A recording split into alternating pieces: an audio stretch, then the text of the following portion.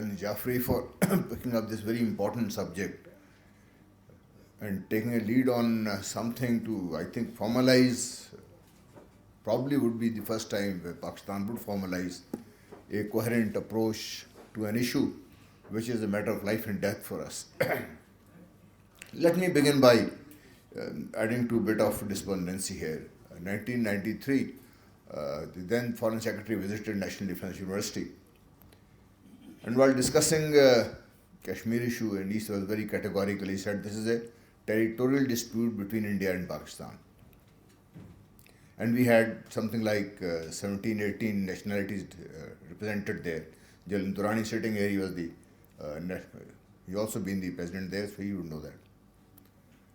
When the Foreign Secretary makes this kind of a remark publicly, you can imagine what would happen when the Prime Minister follows up and she says that no, this is not a territorial dispute, this is an ideological issue between India and Pakistan. So there is the issue. Well, Ambassador Mani Akram was describing that we don't understand. I think at the highest level, there is this misunderstanding, I would say, or lack of understanding of what this means to India more than what it means to Pakistan. Just imagine today. In simple words, when you describe the geostrategic importance of Jammu and Kashmir, if this entire region comprising Azad Jammu and Kashmir, Gilgit-Baltistan, and what is now the Indian-held Kashmir were together and were part of India, where would Pakistan be? Just pause and give it a thought. Not only that Pakistan's entire water supply would be controlled, but this One Belt, One Road initiative, this CPAC initiative that you're talking about, would never have even been conceived. Now, how come that the devious British mind and the devious Brahman mind got together when Redcliffe Award was being finalized? Unlike Pakistani representatives or Muslim League reps at that time, the Indian had formed a team which was being briefed on the daily basis what is happening there. And this idea of giving the entire area to India was basically that of the British. And because I've always been thinking as to why is it that at the time when everything was all clear and this area should have come to Pakistan, why is it that the British contrived and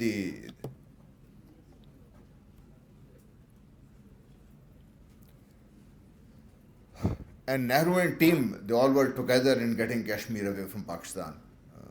When you give it a great thought, then you realize that the British, the only power at that time which had some understanding of the great game in the region, which had contested the Russian expansion and later what became a Soviet expansion, at that time in Afghanistan, they knew as to what is likely to happen in this region.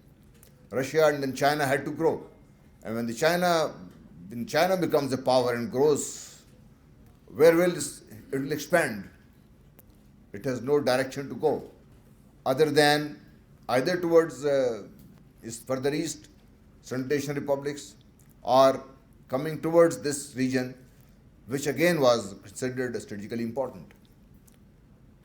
So having done that, and I must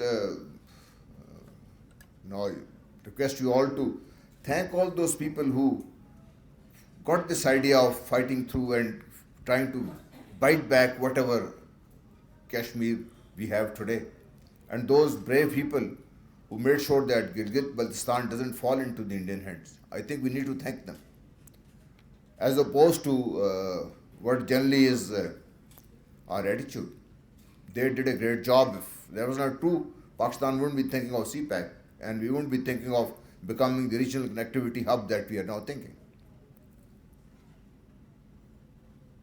Having said that, let me also mention here that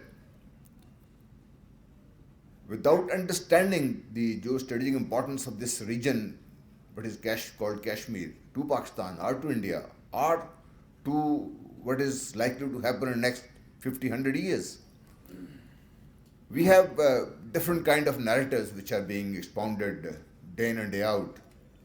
And the first and more important is take advantage of our dismal economy, that we must first put our economy right. That may take 10, 15, 20, 30 years. And going the way India is, trying to sort out the Kashmir issue to their advantage, where will that leave Pakistan? Will there be any issue to at that time to fight for? Do we have that kind of time or that kind of luxury? Because if you look at the region right now, what is happening to Iran, what happened in Sri Lanka lately, and why is America come and sitting in Dukkam? I'm taking the entire region, in this entire region where you find this great game opening itself, the opening moves which are very clear now, which is, I think almost all of us understand that the idea is not to let China or One Belt, One Road initiative grow any further, or possible roll it up totally. So, in that background, how much time Pakistan would have? Then we are told, let it be on the back burner, and at the time progresses, we will be able to bring it forward and do it, to get it solved. Do we have that time again? And third, and the most fallacious narrative that I come across, frankly, is that China has advised Pakistan to take it cool, like China did in case of Hong Kong, in case of, and that is taking its own time in case of Taiwan. And incidentally, when I was talking to one of my Chinese friends, he said, where can Taiwan go? China is the bigger power. China is the bigger economical power. We have attracted all their investment to China. Where can Taiwan go? And where could Hong Kong go? China could wait because China was complete, had no issues without Hong Kong. Pakistan can't. So what I'm trying to say is that we have to understand the geostrategic importance of this region for India, as for Pakistan, as for the future of Pakistan's growth. It is critical. It is critical that is solved. Besides all the reasons that Ahmad Bilal Sufi Sahab mentioned, and my very young sister, Mrs. Yasin Malik mentioned here, those are very valid reasons, very genuine reasons. But more importantly, those reasons will become secondary once they'll get solved automatically, not secondary, get solved automatically. Once Pakistan and its leadership understands that there is a time limit to what we can and can't do about Kashmir, because other side is not sitting idle. And the sooner we understand that no international power is going to ever intervene because it suits them to support India not to get out of Kashmir because of the reasons that I have described. Therefore, it's all the more important that Pakistan gets it, not only the act together, but gets it up to speed and gets it going so that a coherent strategic direction is adopted and pursued relentlessly by all elements which are involved in this kind of a thing, diplomatic, economic, the legal and whatever. Yes.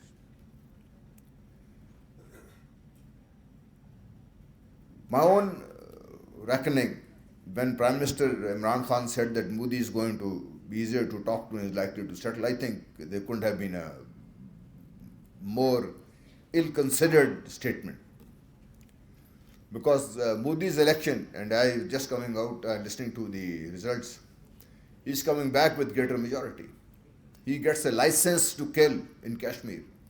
He gets a license, the hatred that he has espoused in India, the division that he has actually caused deliberately, that Brahman extremist mindset that brought him in the first place, that is supporting him now to get into power again, that actually has sanctified the use of violence. And that means that the time limit available to Pakistan to get on its, on the job is even lesser now. We are facing a more hostile, more belligerent India now.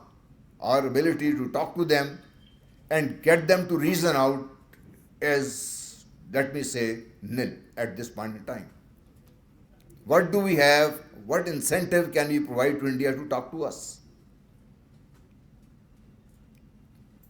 There's a lot that uh, I want to and can say, but some of it has already been said, and some more that I want to say is going to sound a little more uh, conflicted, I would say, contradictory, or whatever you might say. But once again, my thanks to General Jaffrey, and thanks to you to be patiently listening to me and all the speakers during this time when we are all staring into the iftar time. And talking about a subject about which in Pakistan itself there is a host of opinions, there is a total lack of understanding, and there is a total lack of focus, not only by the general public or the civil society, but mostly by our elite who are supposed to be dealing with the subject. Uh, in all this, this taking it up as an issue which is of critical importance to Pakistan and trying to develop a coherent approach to it, I must congratulate General Jaffrey. I hope whatever you come up with is listened to, heard, and somebody tries to understand the gravity of the situation and, as I feel, the time limit that Pakistan has. Thank you very much, gentlemen. Thank you very much.